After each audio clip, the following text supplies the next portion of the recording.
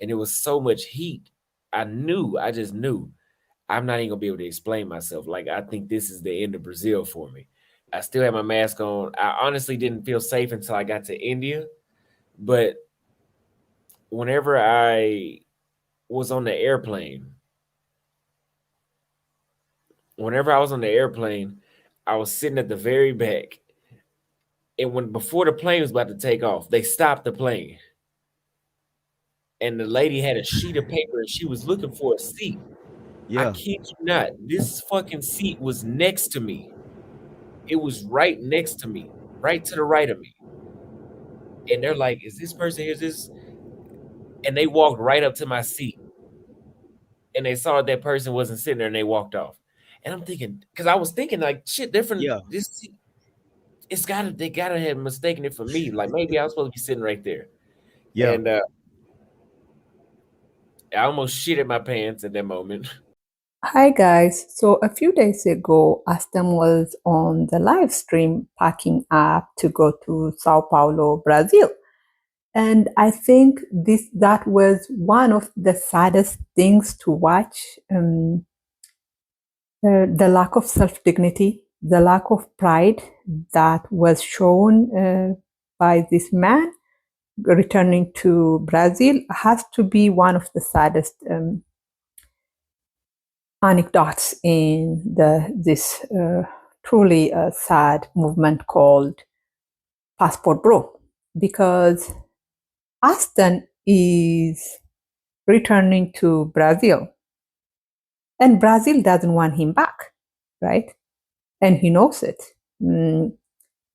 Brazil has shown that it doesn't want him back by one, the way he was chased out or he had run away from the country the last time. The second way they showed that they don't want him back is no Brazilian has gone on social media or even on Auston's own either live stream interview or even on the comment section telling him, you know what, Auston, we do want you back. We apologize for how we made you leave.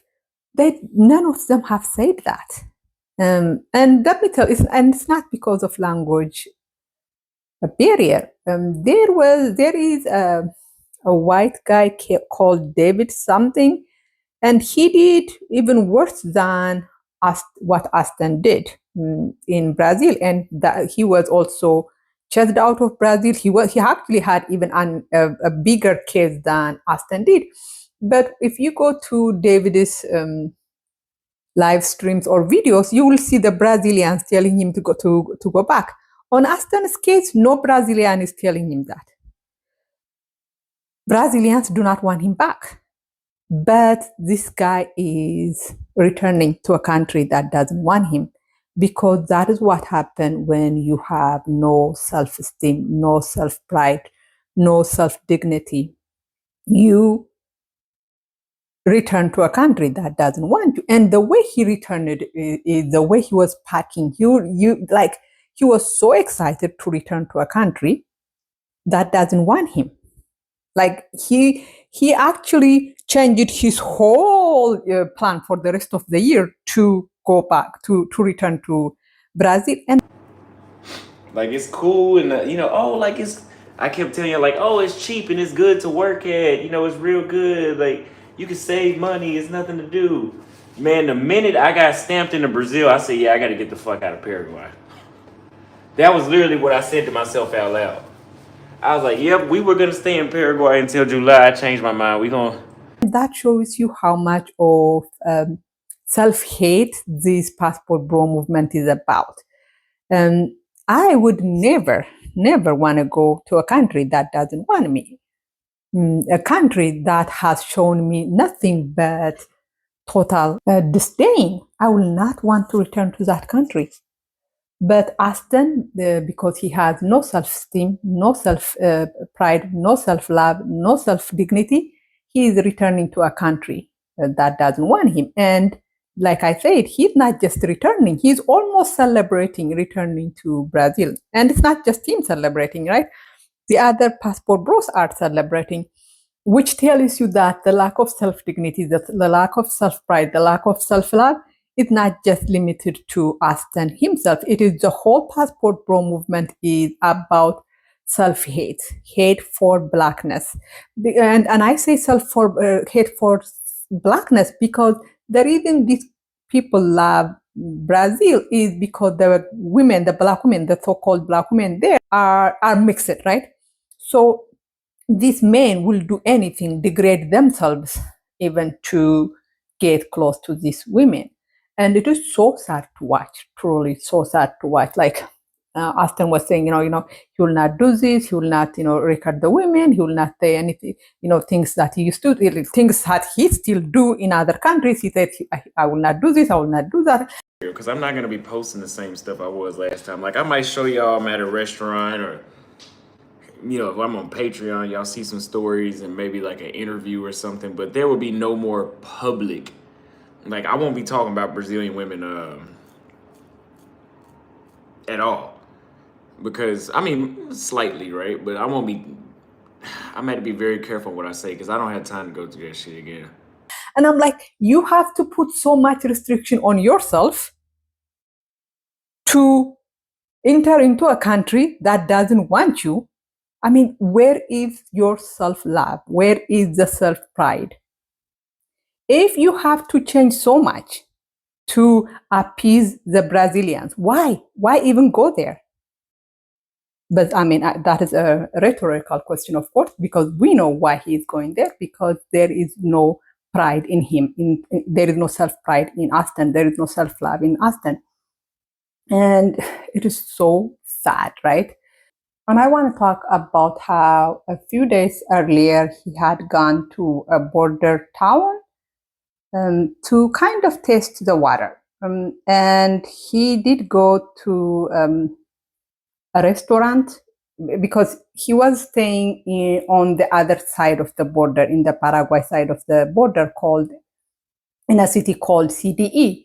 And then he walked into the border town in the Brazilian side and to test the water to see if he would be arrested. And I think that was one of the saddest things to see, because you could see he was at a restaurant the whole day, almost like he was live streaming it, and the whole day he was sitting at the same restaurant, at the same seat the whole day. And you could see him looking from side to side to see, almost scared, like, worrying that he looked like he was worried someone would come and arrested him.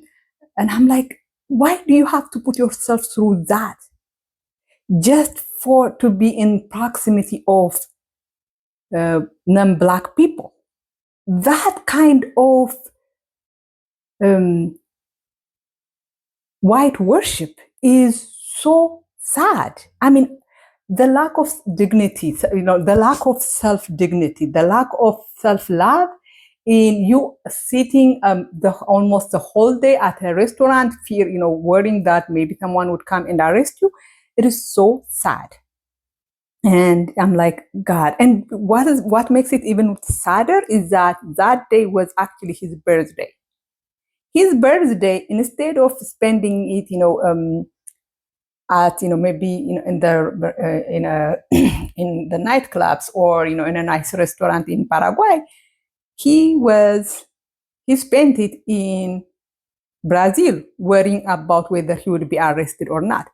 And it is so sad, right? But like I said earlier, the white worship that is in this kind of activity is not just limited to him, right? Because on the Razor Raises live, someone was praising Auston for spending his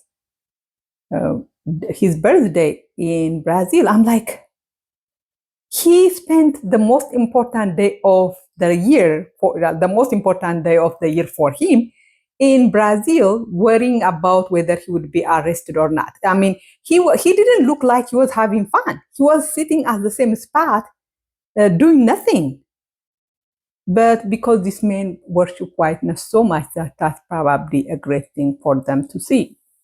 And so let me say one more thing. Um, Auston is not trying to return to Brazil because Brazil is his hometown, his home nation, and he was exiled from it, and now he's trying to return to see his family. That's not the case, right? Auston is not trying. It's not even like Auston is trying to enter Brazil because Brazil will provide him better economic life and because he's from a poor country. No, that's not the case. Or he's not trying to enter Brazil because he's being politically persecuted from in his home nation. No. So the whole thing is just sad, sad, sad, sad. And the fact that older passport bros like Razor Race are praising him for losing dignity, his self pride to enter a country is just, it tells you that the whole passport bro movement is a lack of pride in self. Like I have been saying over and over, the passport bro movement is lack in pride, lack of pride in self, lack of pride in blackness. So, anyways, let me know what you think. Thank you. Bye bye.